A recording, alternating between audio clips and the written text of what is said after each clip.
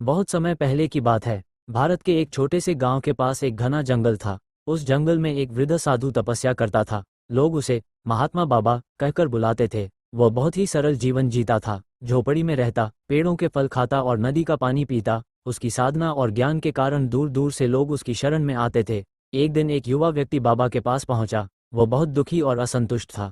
उसने बाबा से कहा, बाबा, मेरे जीवन में शांति नहीं है। मैं जो भी करता हूँ उसमें असफल हो जाता हूँ। मुझे समझ नहीं आता कि मैं क्या करूं। साधु ने मुस्कुराते हुए उसे बैठने को कहा और कहा, बेटा, क्या तुम मेरे लिए एक काम कर सकते हो? युवक ने सिर हिलाकर हाँ कहा। बाबा ने उसे एक मिट्टी का घड़ा दिया और कहा, इसे पास की नदी से भरकर ले आओ, लेकिन ध्यान रहे ये घड़ा टूटा हुआ है। युवक ने देखा, सच में घड़े में एक छोटा छेद था। फिर भी वह नदी गया और घड़ा भरकर लाया, लेकिन जब वह लौट कर आया तब तक घड़ा खाली हो चुका था। बाबा ने फिर वही कहा, फिर से जाओ और पानी भर लाओ। युवक बार बार यही करता रहा, लेकिन हर बार पानी बह जाता। आखिर वह थककर बैठ गया और बोला, बाबा, यह व्यर्थ है।